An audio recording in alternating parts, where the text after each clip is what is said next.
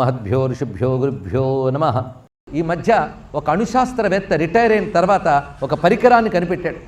ఈ పరికరం ఏం చేస్తుందంటే ఒక వస్తువు నుంచి పాజిటివ్ వైబ్రేషన్స్, కొన్ని వస్తువుల నుంచి నెగిటివ్ వైబ్రేషన్స్ వస్తుంటాయి. అంటే పాజిటివ్ నెగిటివ్ అంటే తెలుస్తున్నది కదా, మంచిని కలిగించే మంచి శక్తులు కొన్ని వైపు నుంచి వస్తున్నాయట, కొన్ని వ్యతిరేక శక్తులు వస్తున్నాయి. అది ఆ మిషన్ మెజర్ చేస్తుంది. దానితో అతడు చేసిన ప్రక్రియ ఏమిటంటే కొన్ని ప్రయోగాలు చేశాడు. మన హిందూ ధర్మం మీద గౌరవంతో మన వాళ్ళు గౌరవంగా నమ్మే చెట్లు, అలాగే మొక్కలు, మనం పూజించే పటాలు, యంత్రాలు, సాలగ్రామాలు, రుద్రాక్షలు, వీటి దగ్గరగా నా మిషన్ కానీ పెడితే కొన్ని మీటర్ల వరకు పాజిటివ్ వైబ్రేషన్స్ వస్తున్నాయటండి. ఆశ్చర్యం.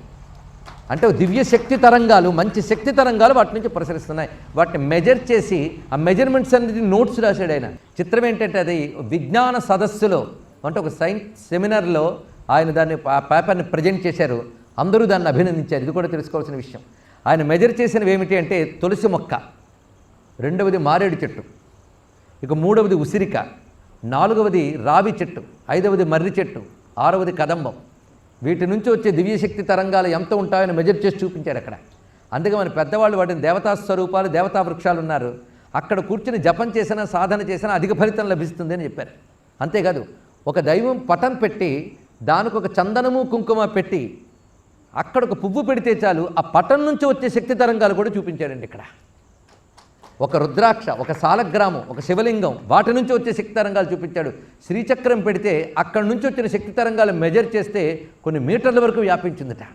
దీన్ని బట్టి సైన్స్ డెవలప్ అవుతున్న కొద్దీ హిందూ మతం గొప్పతనం బయటపడుతోందని హిందువులందరూ తెలుసుకుంటే మనం బాగుంటాం, మన ధర్మం బాగుంటుంది, మన దేశం బాగుంటుంది.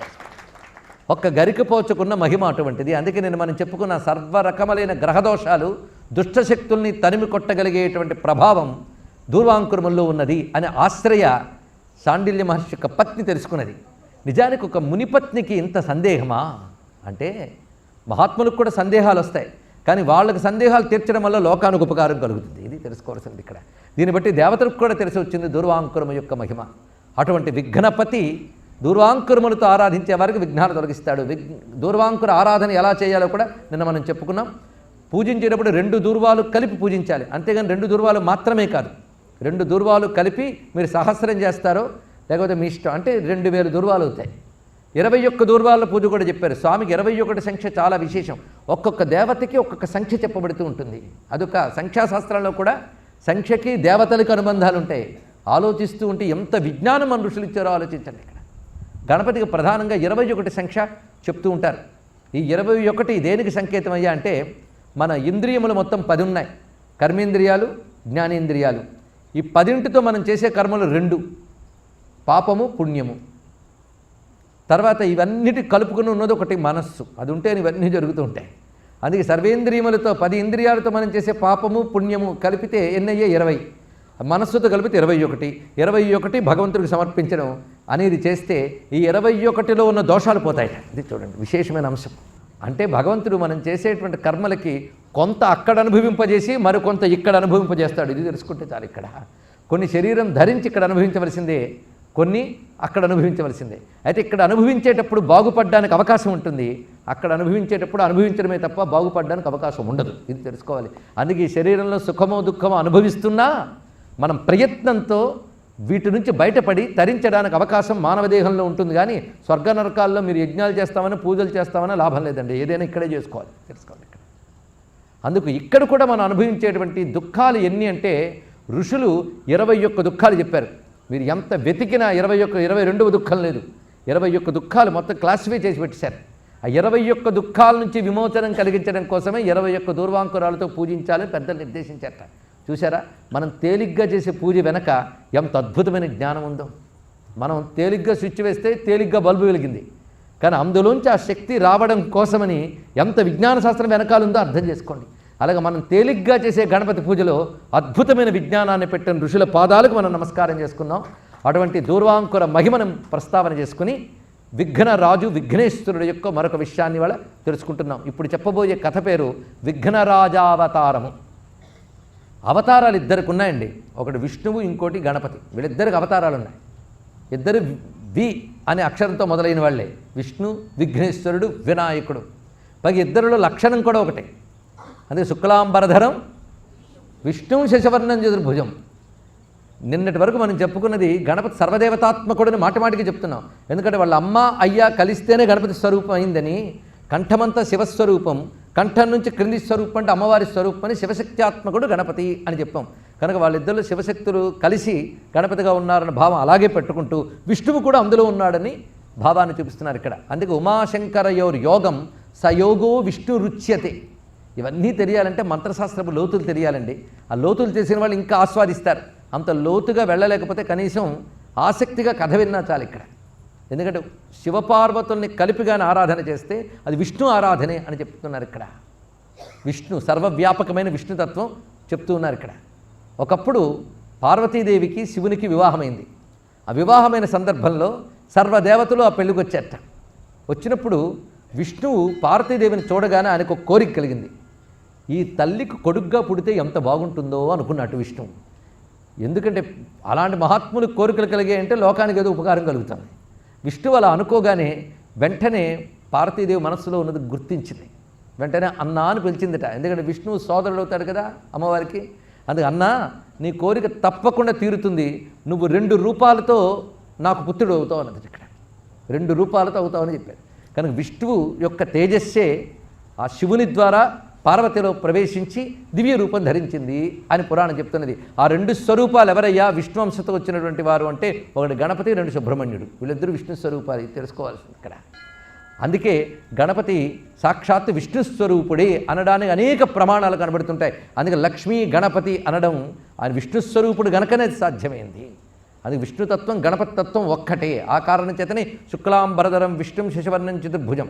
ఇది మామూలుగా చదివే శ్లోకం కాదు. గణేశ తాపిని ఉపనిషత్తులో బ్రహ్మదేవుడికి కనబడిన స్వరూపం శుక్లాంబరధరం శశివర్ణం చతుర్భుజం అని వర్ణించారు. నీకేం చెప్తాను ఇక్కడ. అలాంటి స్వరూపం గోచరించింది. అంతేకాదు ఒకప్పుడు గణపతికి పుట్టినరోజు కైలాసంలో జరుపుతున్నట్ట. దేవతలకు కూడా వేడుకలు జరుగుతుంటే వారి వారి లోకాల్లో. మనకు తెలియదేంటంటే మనకు ఆ లోకం కూడా మనకెక్కడ తెలుస్తుంది ఇక్కడ. మొత్తానికి కైలాసంలో అద్భుతంగా పుట్టినరోజు చేస్తున్నారు. భాద్రపద శుద్ధ చవితి నాడు సర్వదేవతలు వెళ్ళేట ఆ పుట్టినరోజు చూడడానికి. వెళ్ళాలి. అయితే ఎప్పుడు వచ్చే విష్ణువు అప్పుడు రాలేదు. ఎందుకు ఆయన అలా ఎందుకు చేస్తాడో ఆయనకి తెలియాలి. అప్పుడు మాత్రం విష్ణు లోకం నుంచి పార్షద గణాల్లో కొందరిని పంపించట ఆయన. మీరు వెళ్ళండి, మా తరపున మీరు వెళ్ళి మేమిచ్చిన కానుకలు విష్ణువు ఇచ్చాడని చెప్పి ఇవ్వండి అని కొన్ని కానుకలు వాళ్ళ చేతి ఇచ్చి పంపించాడు ఆయన. వాళ్ళు పట్టుకుని కైలాసానికి వచ్చారు. ఈ కథ భార్గవ పురాణంలో కథ ఇప్పుడు చెప్తున్నది ఇక్కడ. తిన్నగా వచ్చినటువంటి వాళ్ళు మధ్యాహ్నం వేళ అయింది. కానుకలన్నీ ఇచ్చి పార్వతీదేవితో చెప్పి అమ్మ ఇంకా మేము వెళ్ళొస్తామన్నారు. భోంచేసి వెళ్ళండి రా నాయన అన్నదిట పార్వతీదేవి. అసలు అన్నపూర్ణమ్మ కదా, అందరూ కడుపు నుండి తిని వెళ్ళాలని. కానీ వెంటనే వాళ్ళు కొంచెం తటపటాయించారు. ఎందుకంటే మాకొక నియమం ఉంది, మేము విష్ణువును చూడనిది ఏది ఆరగించము అన్నారు ఇక్కడ. అందుకు విష్ణువు వైకుంఠంలో ఉన్నాడు కనుక మేము ఇక్కడ భోజనం చేయమమ్మా, మాకు నియమం ఏం అనుకోవద్దు అంటే. నియమం ఉన్నప్పుడు నేనేం చేస్తాను పాపం, మీ నియమం భంగం కలగకూడదు కనుక ఇప్పటివరకు అందరి పూజలు పొంది ఇప్పుడే తన అంతఃపురంలో గణపతి ఉన్నాడు, ఆయనకి చెప్పి వెళ్ళండి అని చెప్పింది అంతే.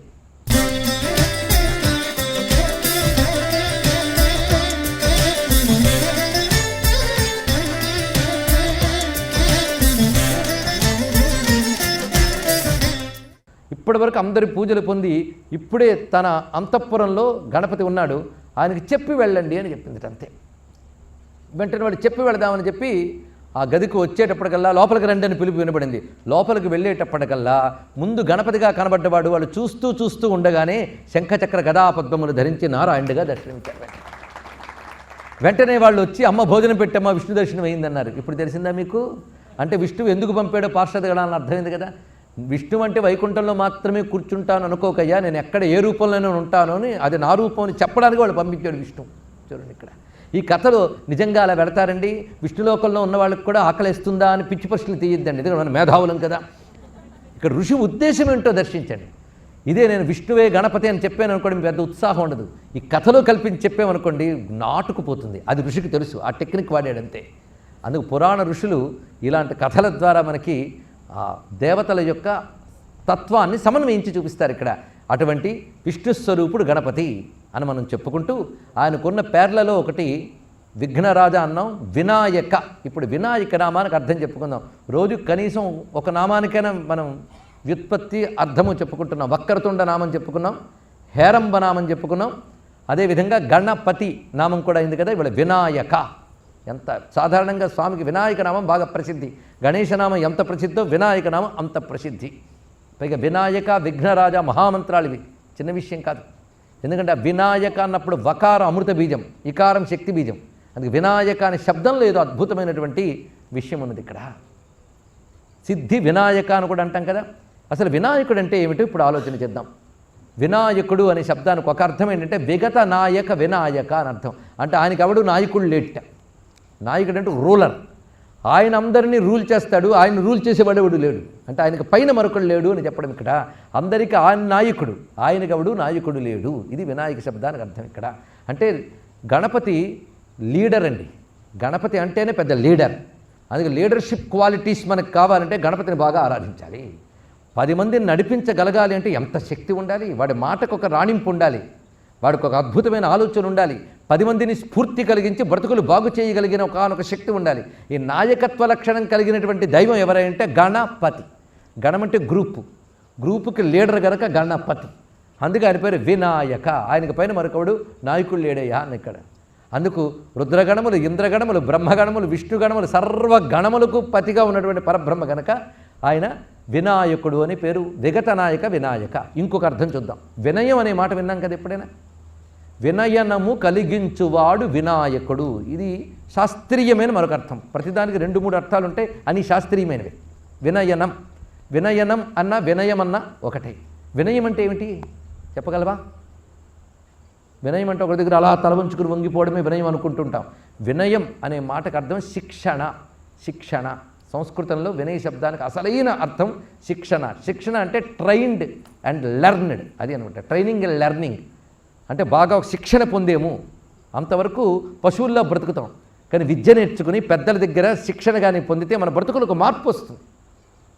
అందుకే ఎవరైనా వినయంగా ప్రవర్తించారు అంటే దీన్ని ఎందుకు కలుపుతున్నామంటే, సంస్కారం లేనప్పుడు పశువుల్లా ఎక్కడ పెడితే అక్కడ అలా ప్రవర్తిస్తాం. కానీ సంస్కారం వచ్చిన తర్వాత ఎవరి దగ్గర ఎలా ప్రవర్తిస్తాలో తెలుస్తుంది. పెద్దల దగ్గర ఎలా ఉండాలి, పిల్లల దగ్గర ఎలా ఉండాలి, ఎవరి దగ్గర ఎలా ఉండాలి, హౌ టు బిహేవ్. ప్రవర్తన సరళ ఏమిటో మారిపోతుంది.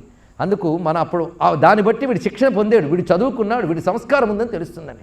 ఇప్పుడు సంస్కారం లేనివాడు ఒక మహాపండితుడు జ్ఞాని వచ్చినా నిర్లక్ష్యంగా తిరుగుతాడు. కాస్త శాస్త్ర వివేకం కలిగిన వాడు మహాత్ముల దగ్గర వినయంగా నమస్కరిస్తారు. అందుకు వాళ్ళు వినయం అంటాం. వినయం అంటే తలవంచడం అనే కాదు, ఎవరి దగ్గర ఎలా ప్రవర్తించాలో తెలియాలి. ఆ శిక్షణ వాడికి వచ్చిందనమాట. అందుకే వినయ శబ్దానికి కూడా అర్థమైంది ఏమిటి? శిక్షణ, నేర్పరితనము. మన బ్రతుకులకి ఆయన ఎవరు ఆశ్రయిస్తారో వాళ్ళని స్వామి తీసుకుని వాళ్ళ బుద్ధుల్ని మార్చి వాళ్ళని తీర్చిదిద్దుతాడు. వాళ్ళకి మంచి శిక్షణనిచ్చి నేర్పరితనాన్ని కలిగించి మలచుతాడు. ఎందుకంటే నాయకుడైన వాడు తనను అనుసరించే వాళ్ళని ఆ విధంగా మలచాలండి, అలా మార్చగలగాలి. అలాగే ప్రతి వాళ్ళని కూడా అటువంటి శిక్షణతో తీర్చిదిద్ది గొప్ప గొప్ప యోధులుగా, పనికొచ్చే వాళ్ళగా మార్చగలిగే శక్తి ఏదైతుందో దాని పేరు వినయనం. అది కలిగించేవాడు వినాయకుడు. అందుకే ఎవరైతే గణపతిని ఆరాధిస్తారో వాళ్ళు బుద్ధిని తీర్చిదిద్దుతాడు, వాళ్ళకి సంస్కారాన్ని కలిగిస్తాడు, విద్యలతో అనుగ్రహంతో మనల్ని మనం పనికొచ్చేలా మలచుతాడు గనక వినాయకుడు అన్నారు. ఇక్కడ ఎంత అద్భుతమైన మాట ఉన్నది. అందుకే వినాయక అని అడిగితే చాలు, మా బ్రతుకుల్ని తీర్చిదిద్దే బాధ్యత నీదేనయ్యా అని ఆ మాటలోనే కనబడుతున్నది. అందుకే చిన్నప్పటి నుండి గణపతిని వినాయక నామంతో ఆరాధించినట్లయితే ఆ పిల్లల బుద్ధులు బాగుపడి వాళ్ళు ప్రపంచానికి పనికొచ్చే వాళ్ళు అవుతారు. ఇది తెలుసుకోండి. ఇప్పుడు అర్థమవుతుంది కదా, హైందవ ధర్మంలో ఒక పేరన్నా ఒక మూర్తన్నా ఏదో తేలిక కాదు, లోపల ఇంత విశేషమైన భావాలు ఉన్నాయని అర్థమైతే ఈ మతంలో పుట్టినందుకు గర్విస్తాం, దీనిలో బ్రతకాలని తపనపడతాం, దీనిలోనే ప్రాణం విడవాలని కూడా అనుకుంటాం. అందుకే శ్రీ వినాయకాయ నమః, శ్రీ గణపతయే నమః, శ్రీ హేరంబ గణపతయే నమః, శ్రీ వక్రతుండ గణపతయే నమః. ఇప్పటి వరకు చెప్పుకున్నటువంటి ఆ విశేషమైన వినాయక శబ్దాన్ని తెలుసుకుంటూ విఘ్ననాయక వినాయక, ఇది 3వ అర్థం అండి. 3వ అర్థం చెప్పగానే మిగిలిన 2 అర్థాలు మర్చిపోమని చెప్పట్లేదు. 3వ అర్థం కూడా గుర్తుపెట్టుకోండి. విఘ్నములకు నాయకుడు వినాయకుడు. విఘ్నములు అంటే ఏంటో నేను చెప్పుకున్నాం. వాటి నాయకుడు అంటే నయతీతి నాయక అంటే నడపువాడు అని అర్థం అండి. ఈ నాయకుడికే నేత అని పేరు. 10 మంది గోండాలను వేసుకుని తిరిగేవాళ్ళు నాయకులు కారు. ఎవడి దగ్గర ధార్మిక సంస్కారములు ఉంటాయో, ఎవడు ప్రపంచానికి మేలు కలిగేలా తీర్చిదిద్దుతాడో వాణ్ణి నాయకుడు అనాలి. తెలుసుకోండి ఇక్కడ. అలాంటి నాయకులు భారతదేశానికి లభించాలని వినాయకుని ప్రార్థిద్దాం మనం ఇక్కడ. అలాంటి నాయకులు కావాలి. అందుకే నాయకుడు అంటేనే సంస్కారము కలవాడు, ఆ నాయక, నయతీతి నాయక, దీనికి నేత అని కూడా అంటారు. అందుకే స్వామివారిని గురించి కీర్తిస్తూ రామో విరామో విరజో మార్గో నేయో నయో నయ అన్నారు ఇక్కడ. వీరశక్తిమతాం శ్రేష్ఠ ధర్మో ధర్మ విదుత్తమ. రామచంద్రమూర్తికి కూడా నాయకుడు అని పేరు. ఇంకా నయం, నయం అనే మాట విన్నారు కదా, నయం అన్నా అదే. నీతి, నీతి అంటే నడవవలసిన పద్ధతి. ఆ నీతి ప్రకారం నడిపేవాడు నాయకుడు, ఆ నడిపే లక్షణం వినయం. అందుకే అటువంటి నాయకుడు, అటువంటి నేత, అటువంటి నీతి ప్రదాత గణపతి. అయితే ఇలా ఉండాలి, అలా ఉండకూడదు అని చెప్పేది ఎవరు? ఈ మాట చెప్పండి ఇక్కడ. ఎవరు చెప్తారు? నేను చెప్తాను కాదు, శాస్త్రం చెప్తుంది. శాస్త్రం చెప్తుంది మనిషి ఇలా ఉంటే బాగుపడతాడు, ఇలా ఉంటే పతనమైపోతాడని. ఆ శాస్త్రం పేరే ధర్మం. ఆ ధర్మం మనకిచ్చేది వేదం. అందుకే వేదములే ఈ శిక్షణను మనకిస్తున్నాయి, ధర్మ మార్గాన్ని బోధిస్తున్నాయి. అదే వినయం. అలాంటి వేదములు ఏ భగవంతుడి నుంచి వచ్చాయో ఆ భగవంతుడి పేరు వినాయకుడు. అంటే వేద ధర్మములను ఇచ్చినవాడు. ఇది అర్థం చేసుకోవాల్సిన మరొక అర్థం. ఇలా వినాయక శబ్దానికి ఇన్ని భావనలు చేసుకుంటూ విఘ్నములకు నాయకుడయానానికి సంబంధించిన ఒక అద్భుతమైన కథని స్కాంద పురాణం చెప్తున్నది. విఘ్నరాజావతార్. దీని సావధాన చిత్తులై విన్నటువంటి వారికి సకల విధములైన విపత్తులు తొలగుతాయన్నాడు. అంటే విఘ్నానికి మరొక పదం చెప్తూ విఘ్నమనగా విపత్తు అన్నారు. ఎంత అందమైన మాట అండి ఇక్కడ. అంటే విపత్తు అందమైంది నేను అనట్లేదు, విఘ్నానికి అంత అందమైన నిర్వచనం ఉందని చెప్తున్నా ఇక్కడ. విపత్తి, విపత్తి. అందుకే విపత్తి వాచకో విఘ్న నాయక ఖండనార్థక విపత్ఖండనకారకం నమామి విఘ్ననాయకం అందు బ్రహ్మవేత్త పురాణం. ఎంత చక్కగా చెప్పారు చూడండి ఇక్కడ.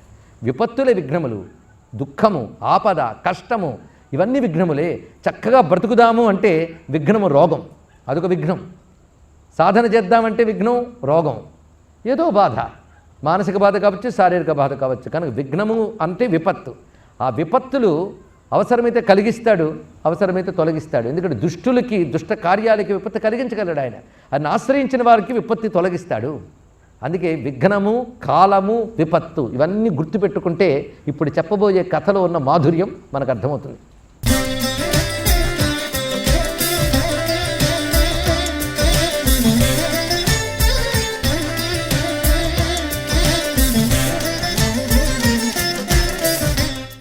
ఒకప్పుడు హిమాలయ పర్వత ప్రాంతాలలో సౌభరి అని ఒక మహర్షి ఉండేవాడు. ఇప్పటికీ మహర్షులకి నివాసం హిమోత్పర్వత ప్రాంతం. ఈ విషయం మనకి బ్రహ్మవివర్త పురాణంలో గణేశ ఖండం అనేటువంటి ఒక అద్భుతమైనటువంటి ఖండములో వివరించబడుతుంది.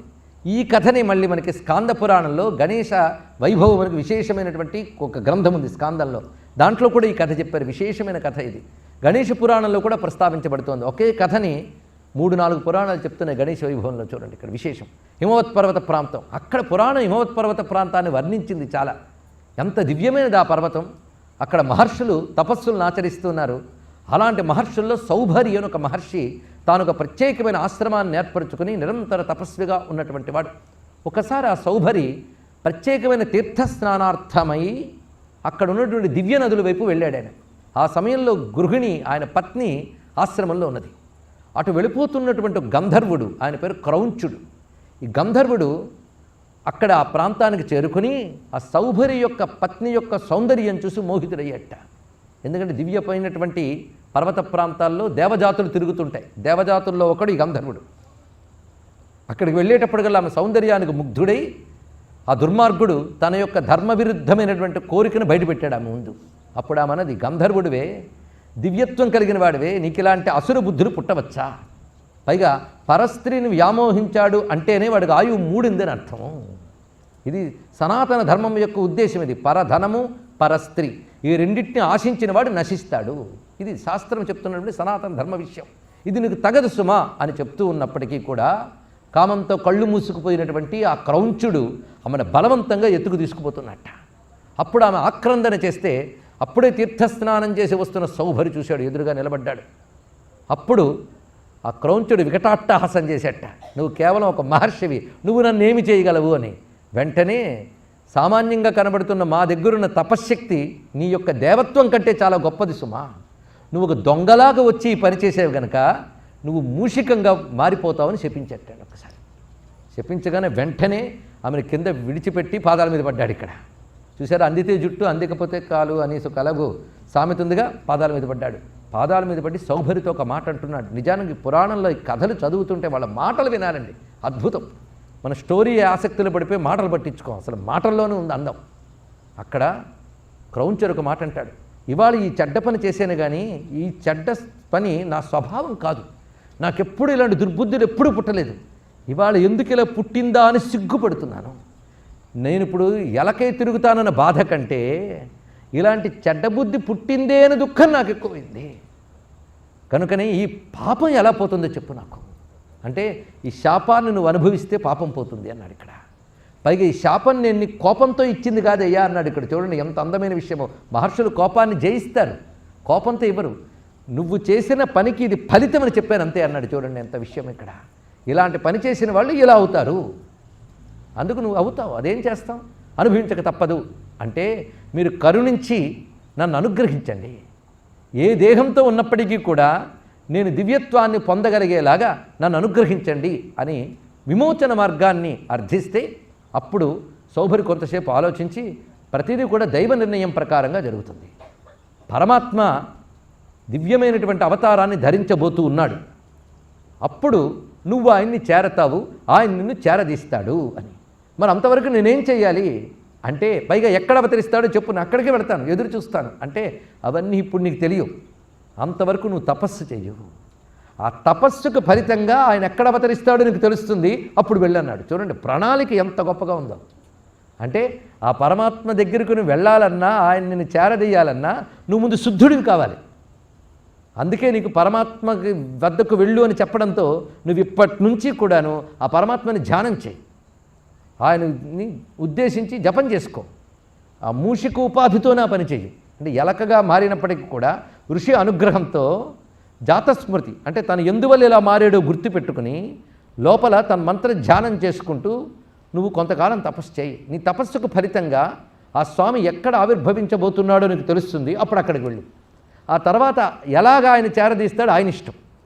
అంటే ఆ స్వామి ఎలా ఉంటాడు అని అడిగాడు. ఆ పరమాత్మ యొక్క స్వరూపం ఏమిటి అని అడిగితే, ఎందుకు అడిగాడంటే ధ్యానం కోసం. వెంటనే వర్ణించేప్పుడు ఏకదంతం చతుర్హస్తం పాశమంకుశధారిణం రథంచ వరదం హస్తై బిభ్రాణం మూషికధ్వజం రక్తం లంబోదరం శూర్పకర్ణకం రక్తవాససం రక్తగంధానులిప్తాంగం రక్తపుష్పైస్సు పూజితం భక్తానుకంపినం దేవం జగత్కారణమచ్యుతం. ఎర్రని శరీరం కలవాడు, 4 చేతుల్లో ప్రకాశిస్తున్నటువంటి వాడు, పాశము అంకుశము పై చేతుల్లో ధరించి క్రింది చేతిలో ఒక చేత్తో దంతము ఒక చేత్తో అభయహస్తము పట్టుకున్నటువంటి వాడు ప్రసన్నవదనుడు. ఎందుకంటే గణపతి ఎప్పుడు ప్రసన్నంగా ఉంటాడండి. ఒకవేళ ఆగ్రహం చూపించినా తనని తాను నిగ్రహించుకుంటూ ఆగ్రహం చూపిస్తాడు గణపతి. అంత ప్రసన్నవదనం ధ్యాయే అంటూ ఉంటాం. పైగా ప్రసన్నో కరటి ముఖ నిఘంటువు చెప్తోంది. ప్రసన్నవదనం అంటే ఏనుగు మోముని అర్థం, అదొక విశేషమైనది. అందుకే ప్రసన్నవదనంతో ఉన్నటువంటి ఆ స్వామిని ధ్యానించు.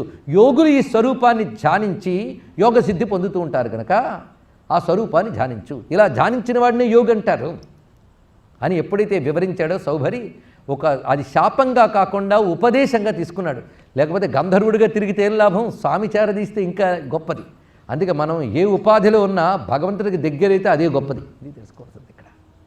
ఎప్పుడైతే సౌభరి ఈ విధంగా చెప్పాడో ఇంకా క్రౌంచుడు అక్కడికి దూరంగా కొంత దూరంలో అరణ్యాలకు వెళ్ళి అక్కడ గణపతిపై నిష్ఠ కలిగి మూషిక ఉపాధితోనే తపస్సులో కూర్చున్నాడు మహానుభావుడు. ఆయన అలాగే ఉంచుదాం, తపస్సు చేసుకొనివ్వండి. ఇటువైపు అభినందనుడు అని ఒక రాజు, ఆయన మధ్యప్రదేశ్లో, అంటే ఇప్పుడు మనం మధ్యప్రదేశం అని అంటున్నటువంటి చోట హైమవతి అని ఒక రాజ్యం ఉండేది ఆ రోజుల్లో.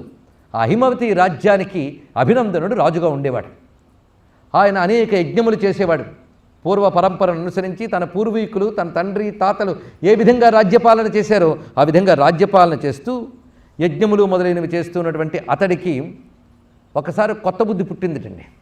కొత్త బుద్ధులు పుట్టాయంటే కొంపలు మునిగాయని మనం అనేక మార్లు చెప్పుకున్నాం. ఇక్కడ పెద్దలు చెప్పిన మార్గం విడిచిపెట్టి కొత్త కొత్త మార్గాలు మనం ఆవిష్కరిస్తే అవి మన కొంపలు ముంచుతాయి, ఇది తెలుసుకోవాలి. మనల్ని బాగు చేయడానికి ఒకటే మార్గం ఉంది, దాని పేరు సనాతన ధర్మం, దానికి మరో పేరు హైందవ ధర్మం, ఇది తెలుసుకోవాలి. ఇక్కడ సనాతనం అంటే, సనాతనం అనే మాటే అద్భుతం అండి. సనాతన ధర్మం, సనాతనం అనే పదానికి ఎటర్నల్ అని ఇంగ్లీష్లో సరి అయిన వారు.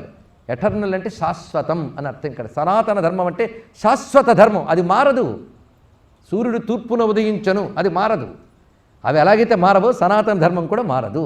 అందుకే మన బ్రతుకు బాగుపరచడానికి మార్గం ఒక్కటే, అది సనాతన ధర్మం. దానికి ఆధారం ఒక్కటే, అది వేదం.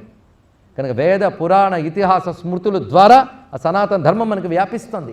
అలాంటి ఈ సనాతన ధర్మం ఏదైతే ఉన్నదో దాన్ని బట్టి మనం బాగుపడాలి. అలాంటి సనాతనమైన మార్గాన్ని అనుసరిస్తూ వెళ్లకుండా ఈ అభినందనుడు కొత్త ఆలోచన వచ్చిందిట. వెంటనే సభా సమావేశం ఏర్పాటు చేశాడు. తన దగ్గర ఉన్నటువంటి పురోహితుల్ని, తర్వాత యాజ్ఞికులని, వేదవేత్తల్ని పిలిపించాడు. నాకు కొత్త ఆలోచన వచ్చింది అన్నాడు. ఏం కొంప ముంచుతాడో అని ఎదురు చూసేట వాళ్ళందరూ, ఏం చెప్తాడో చూద్దామని. కొత్త యజ్ఞం ఒకటి చేయాలని బుద్ధి పుట్టింది నాకు. ఎప్పుడు యజ్ఞం చేసినా ఇంద్రాయ స్వాహ వరుణాయ స్వాహ అని వీళ్ళకే ఇవ్వాలా? మార్చుదాం. నేను ఒక యజ్ఞం చేస్తాను, అందులో ఇంద్రుడికి భాగం ఇవ్వకుండా చేద్దాం. అలాంటి ఒక యజ్ఞం చేద్దాం. ఏదో మనలాంటి వాళ్ళకి భాగాలు వచ్చేటట్టు ఆహుతులు వేద్దాం. ఇదేదో బాగుందని. ఎందుకు ఇవ్వకూడదు? కొందరు చూస్తుంటారండి, శాస్త్రం చెప్పిన ప్రకారంగా వెళ్ళవయ్యా అంటే అలాగే ఎందుకు వెళ్ళాలి, ఇలా ఎందుకు వెళ్ళకూడదని కొత్త కొత్త మార్పులు తెస్తుంటారు. కలియుగంలో అలాంటి వాళ్ళు చాలా ఎక్కువ. అప్పటికి ఇంకా కలియుగం రాలేదు, ఎవడో ఒక్కడున్నాడు అభినందనుడు. కానీ ఇప్పుడు అందరూ అభినందనలు అయిపోతున్నారు. అది వచ్చింది బాధ.